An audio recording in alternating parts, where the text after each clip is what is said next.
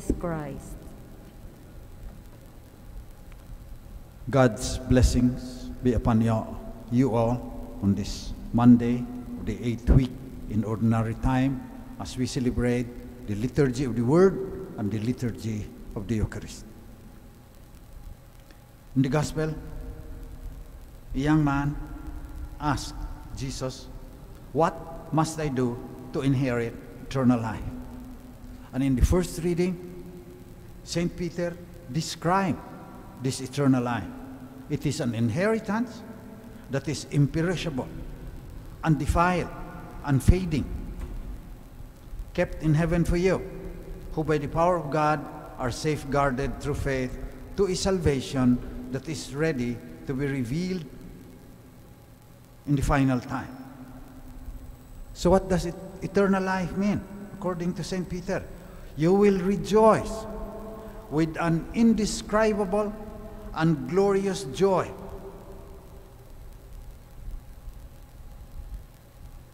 Yun ang salvation. That is the goal of faith. But the faith of the young man whom Jesus loved, minahal ni Jesus, pero sinabihan, there's one thing lacking. May kulang ka pa. Masyado kang attached sa iyong mga pag-aari, sa iyong material possession. God should be above all. Hindi iyong material possessions ang gagawin mong Diyos. Iwanan mo yan. Tapos sumunod ka sa akin. And then you will rejoice with an indescribable and glorious joy. That's what we are looking for. That's what our heart desires. Kagaya ng desire ng heart ng young man na ito. Nung sinabihan siya, detach yourself from your possessions. His face fell, and he went away sad, for he had many possessions. So in the face of the standards that Jesus said, the disciples said, ang hirap-hirap naman nung tinuturo mo. Sinong maliligtas? Jesus said, for human beings, it is impossible, but not for God. All things are possible for God. So, God created us without us, sabi ni St. Augustine, but He did not will to save us without us. So ito ang punto ko ngayon sa homily. St. John, if we say we have no sin, we deceive ourselves, and the truth is not in us. If we confess our sins, He is faithful and just, and will forgive our sins and cleanse us from all unrighteousness. So, God is merciful. All things are possible for Him. Kahit mahirap, magagawa natin. But, to receive His mercy, we must admit our faults. Dapat malaman mo. Ang tawag dito sa gospel about the young man, the great refusal. Sinasabihan ka ng you will enjoy life that will never end. Sabi ni St. Peter, you will rejoice with an indescribable and glorious joy. He refused. Just like Lucifer, the king of lies, our name for Satan in the Old Testament. Ang ibig pong sabihin ng Lucifer ay carrier of the light. Pero tinanong din siya ng Diyos, sabi sa Old Testament, will you serve me? Sabi ni, sobrang pride ni Lucifer, sabi niya, non serviam in Latin, I will not serve. So there was a great battle in heaven. Saint Michael defeated Lucifer and he was thrown down into the underworld. So hanggang ngayon, pasama pa ang loob niya, pati tayo, tinutukso, natitempt. So to receive God's mercy, we must admit our faults so that He can cleanse us from all unrighteousness. So conversion, ang ibig sabihin. Like a physician who probes the wound before treating it, God, by His Word and by His Spirit, cast a living light on sin. I would like to talk, kalagay ito sa the Catechism of the Catholic Church, about what blocks us, anong umahadlang para matamo natin itong indescribable joy na pinapangako ng Panginoon. Ang una, sabi ni St. John Cassian and St. Gregory the Great, mayroon silang sinasabing the 7 capital sins. Yun yung 7 ugat ng ating refusal. Ang una, yung pride. Kagaya ni Lucifer. Ang yabang na niya. Kasi he had great power. Sabi niya, I will not serve. Non servia. So naging Satanas tuloy siya. Pride. Refusing to honor God alone and serve Him.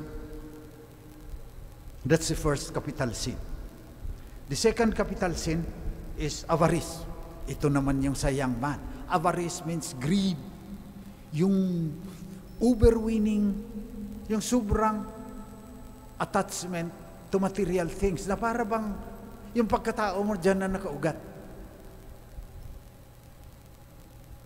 His face fell, and he went away sad, for he had many possessions. Greed and avarice. The next capital sin in the Catechism of the Church is envy. So pag nainggit tayo, minsan natutulak tayo, nagagawaan ng paraan, siraan kaya siya, maging marites ka, marikor, o kung ano-anong mga gagawin mo, sisiraan mo. Envy.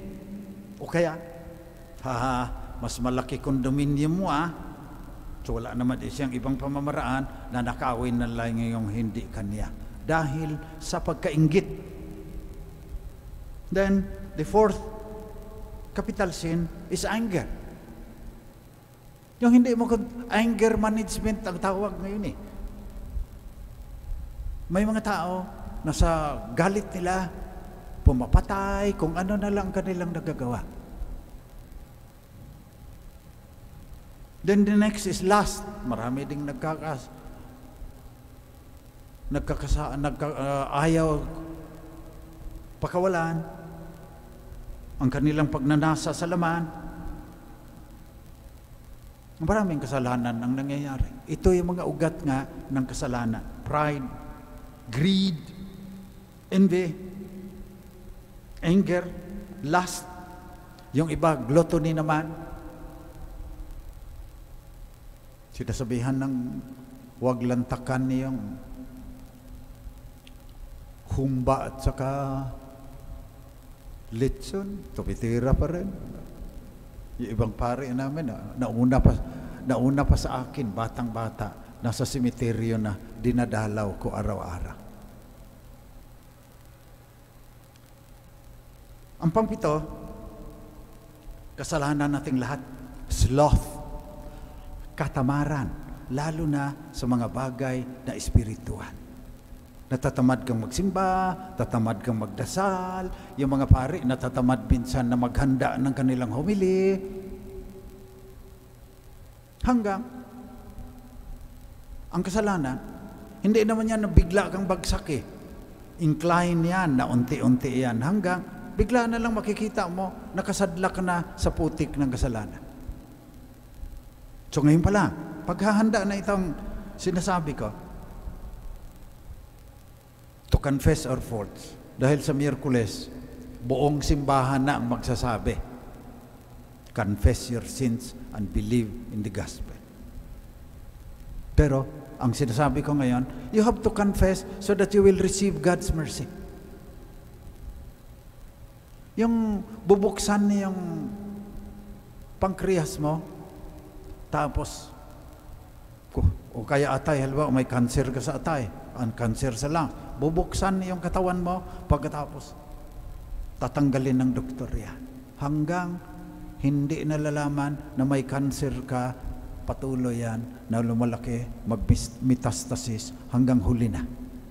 Gaya ng ibang mga tao na sasabihin, mamaya na ako magbabalik sa Panginoon. Magtampisaw muna ako sa putik ng kaligayahan. Tapos bigla na lang, naghihingalo na. Bigla na lang, nawalan ng malay, nagka-stroke, huli na ang lahat. To receive God's mercy, we have to confess our faults. We have to examine ourselves. Ano doon sa mga 7 capital sins ang humahadlang sa akin in totally giving myself to God? Kasi pwedeng tumanda ka na lang sa pagkapare. You are holding something back. Lagi kang nagsisimba araw-araw. Hindi pa rin lubusan ang pagbibigay mo ng iyong sarili sa Panginoon. You hold on to your honors and awards and Tapos sabi ni Thomas Merton, yung mga bagay na lumilipas, parang dinidikit po sa katawan mo. Kaya para kang mami sa Egypt, na pag inalis lahat yan, kikita, bulok ka pala. To receive God's mercy, we should confess our faults. Kaya sa simulaan ng misa, sinasabi na, let us acknowledge our sins. So hindi dapat dito yan, kundi tatagos sa kaliit-liitang himaymay ng ating pagkatao para magbago tayo. Para malaman natin na we are still refusing to accept God completely. Pride, avarice, envy, lust, gluttony, anger, sloth. Pagdasal natin na sana, kagaya ng sinasabi sa Katekism, liwanagan tayo ng Espiritu Santo, makikilala natin ang ating sarili, kilalanin natin ang ating pagkamakasalanan upang babaha sa atin ang biyaya ng Panginoon.